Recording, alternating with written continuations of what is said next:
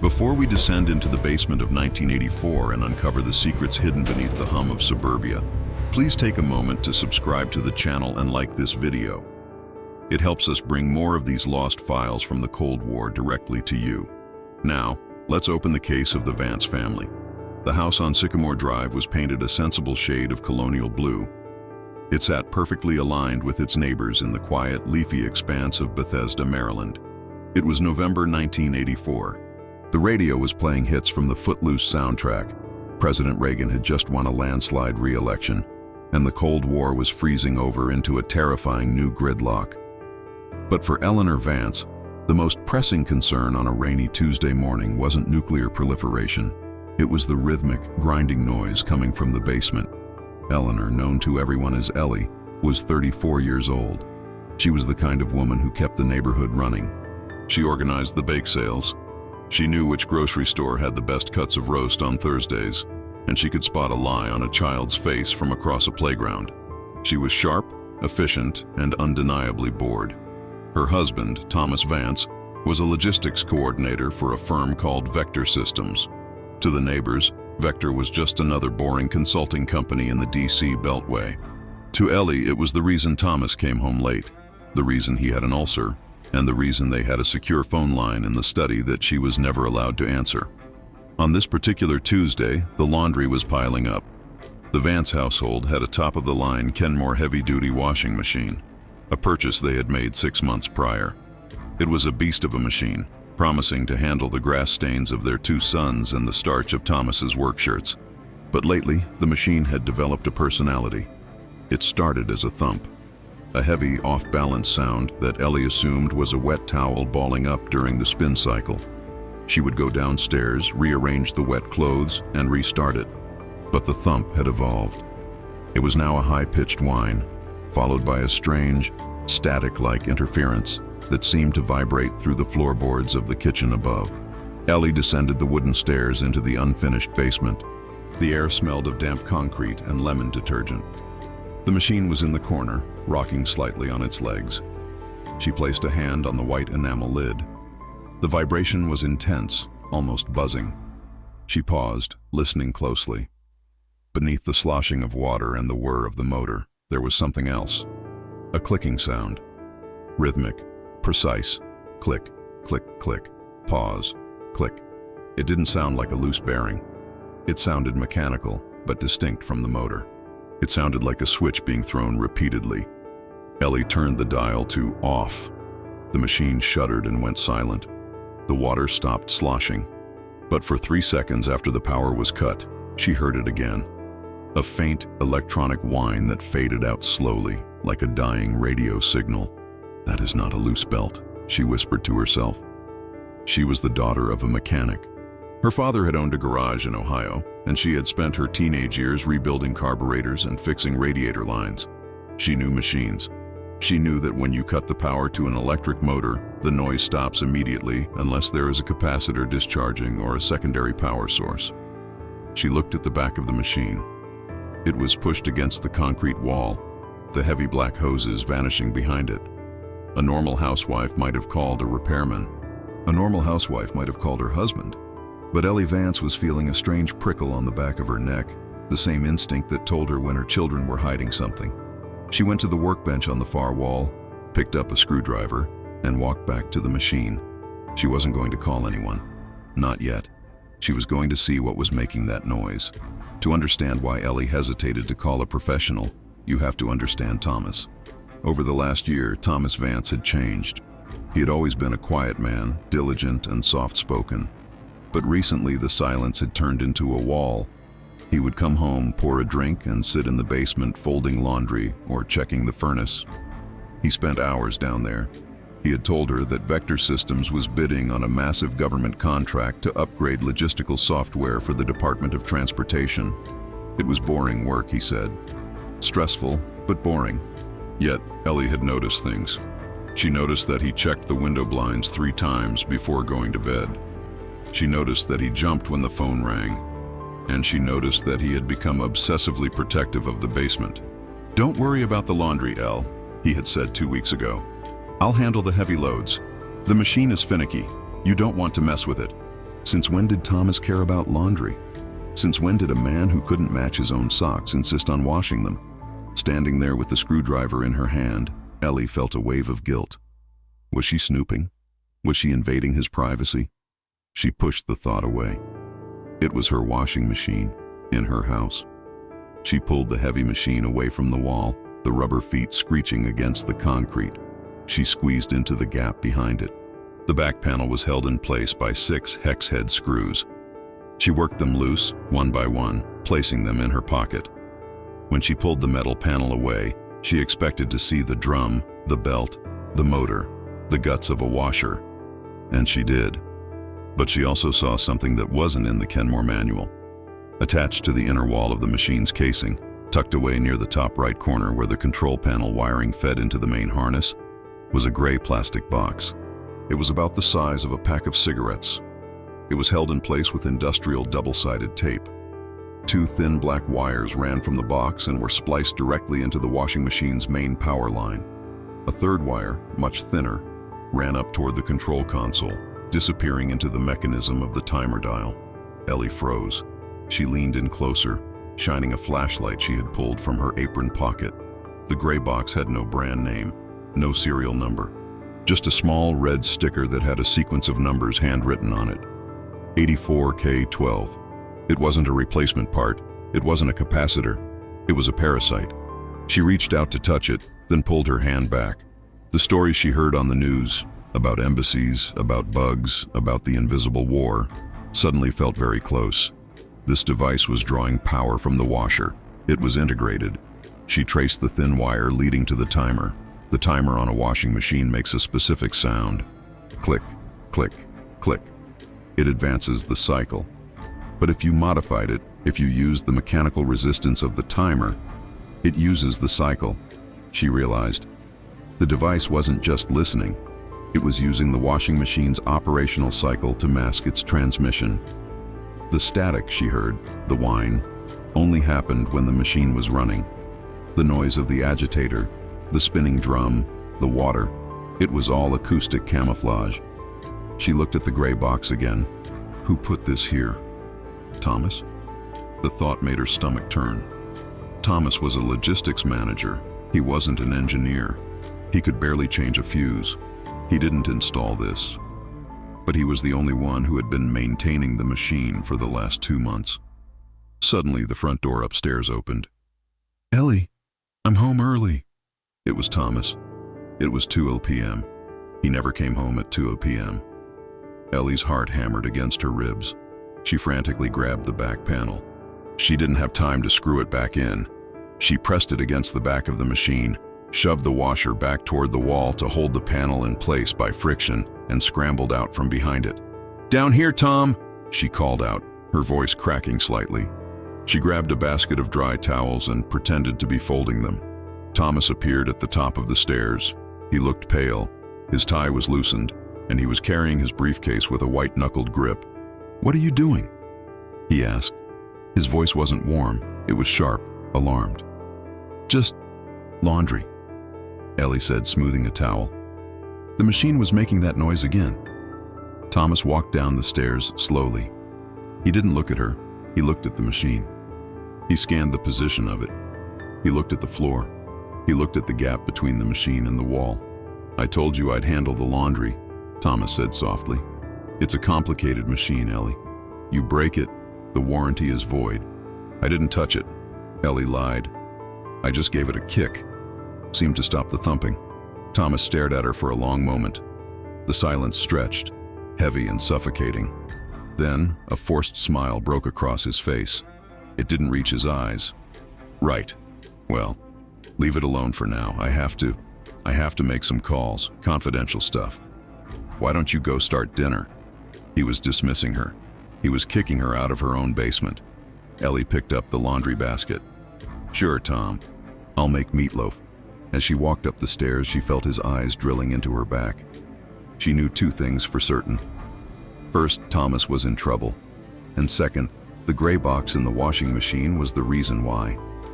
That night, the house was quiet, but the silence felt charged, like the air before a thunderstorm. Thomas didn't come to bed until 3 a.m. Ellie lay still, feigning sleep, listening to him pace the hallway. He paused outside the bedroom door, then moved away. The next morning, after Thomas left for work and the children were sent off to school, Ellie didn't do the dishes. She didn't make the beds. She went straight to the Radio Shack at the mall. She didn't know exactly what she was looking for, but she knew she needed to understand radio frequencies. She bought a wideband radio scanner, the kind used by hobbyists to listen to police dispatch and weather reports. The clerk, a teenager with braces, looked at her skeptically. "You tracking storms, ma'am?" "Something like that," Ellie said. "My son is interested in science." Back home, she set up the scanner on the kitchen table. She ran an extension cord to the top of the basement stairs. She needed to be close to the source. She went downstairs and turned the washing machine on. She set it to the heavy-duty cycle. As soon as the water began to fill, she ran back up the stairs to the scanner. She put on the headphones and began slowly turning the dial, sweeping through the frequencies. At first, there was nothing but the hiss of empty airwaves. Then, a burst of a trucker talking on a CB radio. Then, a snippet of a local rock station. She kept tuning. The washing machine downstairs clicked into the agitation phase. The floor vibrated. Suddenly, at 462,125 MHz, the hiss sharpened. It became a distinct, oscillating squeal. It wasn't a voice. It was data. It sounded like a fax machine. A series of chirps and screeches. Re-er. It lasted for 10 seconds, then stopped. Then started again. Ellie stared at the scanner. The device in the washer wasn't a microphone recording their conversations. It was a transmitter sending a signal out. But what was it sending? And where was it getting the information? She looked around the kitchen. Then she looked at the floor. Directly beneath the kitchen was the basement. Directly beneath the spot where Thomas sat in his home office chair was the laundry room. She ran downstairs. She looked at the ceiling of the laundry room. It was unfinished, just wooden joists and insulation. But right above the washing machine, running along the wooden beam, was a thick copper pipe, the water line. She followed the pipe with her eyes. It ran across the basement ceiling, through the wall, and she ran to the unfinished section of the basement where Thomas had his desk. The desk was pushed against the same wall. The phone line for his secure fax machine, the one provided by Vector Systems, ran down the wall. Ellie gasped. The phone line was stapled to the same wooden stud as the water pipe. They were touching. It was an induction tap. The device in the washing machine was picking up the electromagnetic signal from the phone line through the copper water pipe, which was acting as a giant antenna conductor. When Thomas used his secure fax machine or spoke on that line, the signal bled into the pipe, traveled to the washing machine, was picked up by the gray box, and then burst transmitted out to someone. The washing machine was a repeater. It was stealing Thomas's work. Ellie sat down on the cold concrete floor. Her husband wasn't the spy. Her husband was the target.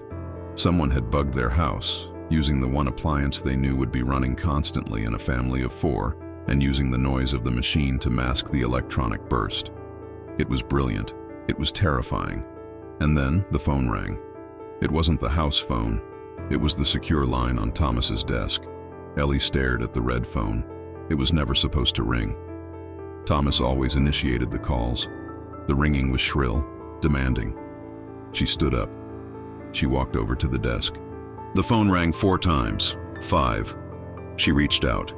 She knew she shouldn't, but she had to know who was on the other end.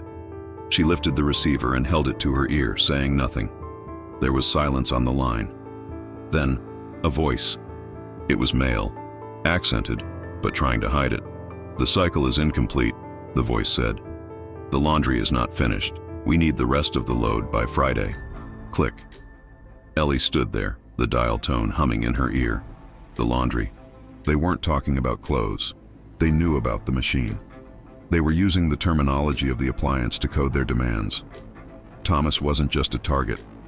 He was communicating with them. Ellie spent the next hour pacing the living room.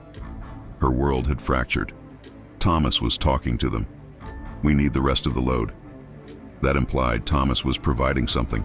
Was he a traitor, or was he being forced? She thought about his ulcer, his shaking hands, the way he looked at the children with a desperate, sad intensity. Thomas wasn't a villain. He was a man drowning. She needed proof of what was happening before she could decide what to do. If she confronted him, he might deny it. Or worse, he might panic and do something rash. If she went to the police and Thomas was involved, he would go to prison. She needed to know the context. She began to search the house, not the basement. He would notice if things were moved there. She searched the bedroom. She went through his pockets in the closet. Nothing. She went through his nightstand, just antacids and paperbacks. Then she remembered the car. Thomas drove a beige sedan, a company car. He kept it meticulously clean. But there was one place he was careless. The glove compartment. She grabbed the spare key from the hook in the kitchen and went out to the driveway. She unlocked the sedan and opened the glove box. Maps, tire gauge, registration. She dug deeper. Under the owner's manual, there was a small, crumpled paper bag from a pharmacy in Georgetown. Inside was a receipt for high blood pressure medication, dated 3 months ago. But written on the back of the receipt, in Thomas's handwriting, were numbers. 11, 12, 84, drop confirmed. 11, 19, 84, 30K. 4 p.m. They have the photos. Do not deviate. They have the photos. Ellie's breath caught in her throat. Photos. What photos? Photos of documents? Or photos of something else? She turned the receipt over. In the corner, scribbled in shaky pencil, was a name, Verodin. She crumpled the receipt and shoved it into her pocket. Photos. That was the leverage. They were blackmailing him. Thomas wasn't selling secrets for money. He was paying a ransom with information. She went back inside and sat at the kitchen table. She looked at the family portrait hanging on the wall, the 4 of them at the beach last summer, smiling, happy. If Thomas was being blackmailed, he was compromised. He was leaking data through the secure line, which the washing machine intercepted and broadcasted. He probably didn't even know how the information was getting out, only that he had to put it on the line at certain times. The cycle is incomplete, the man had said. Thomas was supposed to send something big on Friday.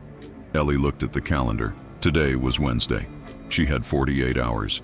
She couldn't stop the transmission without alerting the Russians. She assumed they were Russians. Vorodin was not a name from Bethesda. If she smashed the device, they would know. If she stopped the laundry, they would know. She had to control the signal. She went back to the basement. She looked at the washing machine. It was a machine. It followed a program. Rinse, spin, drain. If she could alter the input, she could alter the output. The device picked up signals from the water pipe as her antenna. What if she introduced a new signal into that pipe? What if she created static so loud that it drowned out the data? She remembered the science fair project her son had done last year, an electromagnet. She needed wire, she needed a battery, and she needed a speaker. Thursday morning brought a complication. A van pulled into the driveway. Henderson Appliance Repair. Ellie watched from the kitchen window as a man in blue coveralls got out. He was tall, with thick glasses and a tool belt that looked too new. She had never called a repairman. She opened the front door before he could knock. "Mrs. Vance?" he asked. His smile was polite, but his eyes were scanning the hallway behind her. "Yes?" "Your husband called, said the washer was acting up again. Wanted me to take a look." Ellie's mind raced. Thomas hadn't mentioned calling anyone. Did he know she had tampered with the back panel? Or was this man not really a repairman? "It's working fine today," Ellie said, blocking the doorway.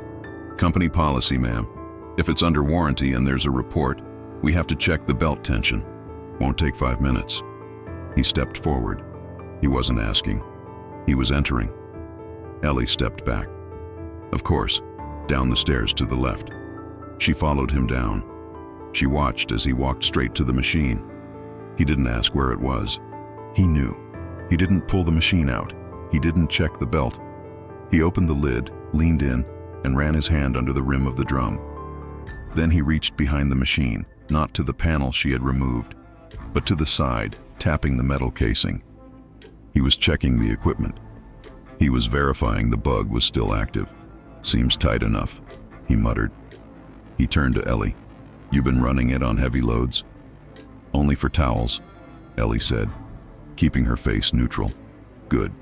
Keep it on the regular cycle. The heavy spin, it creates too much vibration. Might shake things loose." He was giving her instructions on how to operate the espionage equipment. "Don't shake the bug loose." "I'll keep that in mind," Ellie said. "Mr. Vance said to tell you he'll be working late tomorrow, Friday night." The man paused. "He said to make sure the laundry is done by 6. "No, I always do the laundry on Fridays," Ellie said. The man nodded. He stared at her for a second too long. "You have a nice home, Mrs. Vance. Be a shame if anything happened to the plumbing. Leaks can be devastating." The threat was veiled, but it was as clear as glass. "We are watching. Play your part." He left. Ellie locked the door behind him and leaned against it, trembling. They were confident. They were coming into her home, checking their gear and threatening her. They thought she was just the housewife, just the person who pushed the buttons and added the bleach. They were wrong. Friday morning, the day of the drop. Thomas left for work at 7 a.m. He looked like a ghost. He kissed her on the cheek, his lips cold. "I'll be late tonight, Elle. Don't wait up." "I'll be here," she said, doing the laundry. He flinched, then walked out the door. Ellie went to work. She went to the garage and found the old stereo speakers they had stored away. She took the largest magnet she could find. She found a spool of copper wire. She spent the morning constructing a jammer. It was crude. She wrapped the copper wire around the water pipe in the basement ceiling, creating a coil, an induction coil of her own. She connected the coil to the speaker output of the stereo system. The theory was simple. The Russian bug used the pipe as an antenna to pick up the faint signal from the phone line. If she pumped loud, chaotic noise into that same pipe via her coil, it should overwhelm the sensitive microphone in the bug. It would be like trying to record a whisper at a rock concert.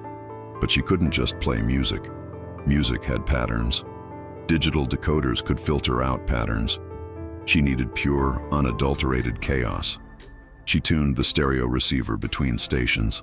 Static, white noise, the sound of the universe screaming. She tested it. She turned on the stereo, cranking the volume. The pipe vibrated slightly. She went to the washing machine and turned it on. She ran up to the kitchen and put on her scanner headphones. Usually she heard the chirp screech of the data. Now she heard a roar, a wall of fuzz. The data burst tried to cut through. She heard a faint, high-pitched whine, but it was buried under the static. "Got you," she whispered. But jamming the signal wasn't enough.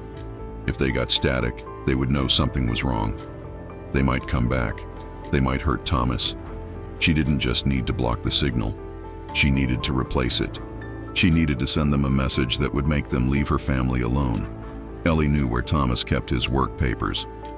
He brought them home in his briefcase. She waited until he came home that evening. It was 5:30 p.m.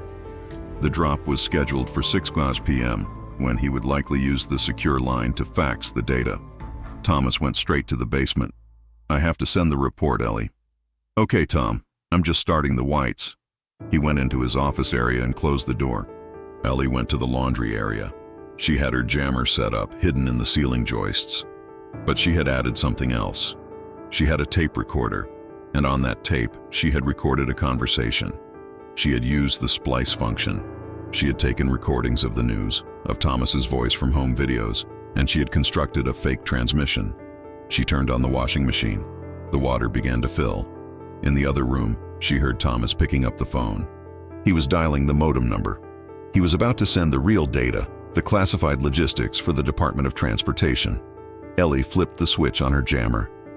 The static flooded the pipe, effectively blinding the bug in the washer from hearing the phone line. Then, she pressed play on her tape recorder, which she had wired directly into the bug's input wire. She had bravely reopened the panel an hour ago and spliced a terrifyingly delicate bypass. Instead of the modem screech, the bug was now transmitting her tape. The tape played a voice. It wasn't Thomas. It was a recording she had made of the repairman from when he was in her house. She had a small dictaphone in her apron pocket yesterday, a habit she picked up to remember grocery lists. The tape played, "Company policy, Check the belt. Too much vibration. Leaks can be devastating. Then, she spliced in a recording of a police siren she had captured from the TV. Then, a voice she had recorded from a movie, a deep, authoritative American voice saying, "Target acquired. We have the location. Move in." She was feeding the Russians a nightmare scenario. She was making them think their own operative, the repairman, had been compromised and that the FBI was raiding the house right now. The washing machine spun. The tape played. The signal beamed out. Upstairs, the house was silent. Downstairs, the washing machine entered the spin cycle. Thomas came out of his office. He looked sweaty. "It's done," he said, his voice trembling. "I sent it." He thought he had betrayed his country. He thought he had sent the files. He didn't know that Ellie's jammer had scrambled the signal from his phone line so badly that the receiving modem on the other end would have just received garbage data. And he didn't know that the listening post, the van likely parked a few streets away, had just heard their own agent's voice followed by FBI chatter. Suddenly, tires screeched outside. Ellie and Thomas froze. Thomas looked at the high basement window. "They're here," he whispered. "Oh God, Ellie, I'm so sorry." Ellie grabbed his hand. "Stay here." She ran up the stairs. She peeked through the curtains. A dark van, the repair van, was peeling away from the curb. It wasn't coming to the house. It was fleeing. They had heard the move-in signal on the bug. They thought it was a trap. They were aborting.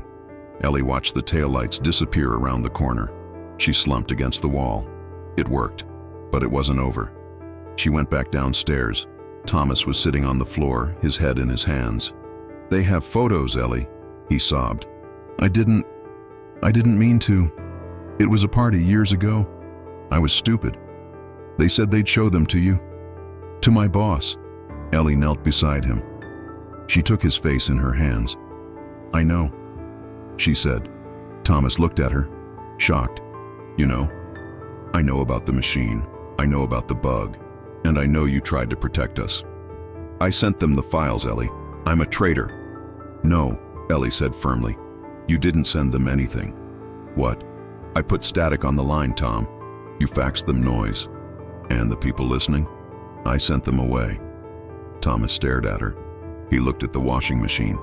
He looked at his wife, the woman who baked brownies and organized the PTA. "How?" he whispered. "I'm the daughter of a mechanic," she said, "and nobody messes with my laundry." The next morning, Ellie made Thomas call the FBI. He was terrified, but she explained the logic. The Russians think the FBI is already onto them. That's why they ran. If we go to the FBI now and tell them everything, that you were coerced but that we thwarted the drop, you have a chance. Thomas made the call. Agents arrived within the hour. They swept the house. They found the device in the washing machine. The lead agent, a man named Miller, looked at the splice job Ellie had done with the tape recorder. He looked at the coil on the pipe. He looked at Ellie with genuine bewilderment. "You built a localized signal jammer and a spoofing transmitter," Miller said, "using a stereo and a washing machine. It was the only way to clear the static," Ellie said. The FBI tracked the repairman based on the description Ellie provided and the tire treads in the mud. They didn't catch him. He was on a flight to Moscow by noon, but they rolled up the cell that was handling him. Thomas lost his security clearance. He lost his job at Vector Systems. There was a hearing, a long, painful legal process. But because he had come forward, technically, and because no actual classified data had successfully been transmitted, thanks to Ellie, he avoided prison. He got probation. 6 months later, May 1985, the Vance family had moved. A smaller house in Virginia.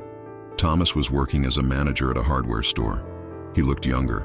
The ulcer was gone. Ellie was in the basement of the new house.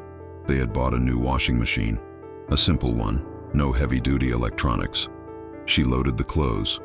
She poured the detergent. She turned the dial. The water filled. The machine began to agitate. Swish, swish, swish. Just water and soap. No clicks, no whines, no static. Thomas came down the stairs. He stood in the doorway, watching her. "Need any help?" he asked. Ellie smiled. "No, I've got it. It's just a light load today." He kissed her on the forehead. "You're amazing, you know that?" "I'm just a housewife, Tom," she said, closing the lid. As he walked back upstairs, Ellie lingered for a moment. She placed her hand on the vibrating metal of the machine. She listened to the hum. For the rest of the world, the Cold War was still raging. There were still secrets and spies and threats in the dark. But here, in this basement, the airwaves were clear. Whatever you hear now, it really is just static. Ellie turned off the light and went upstairs to have dinner with her family.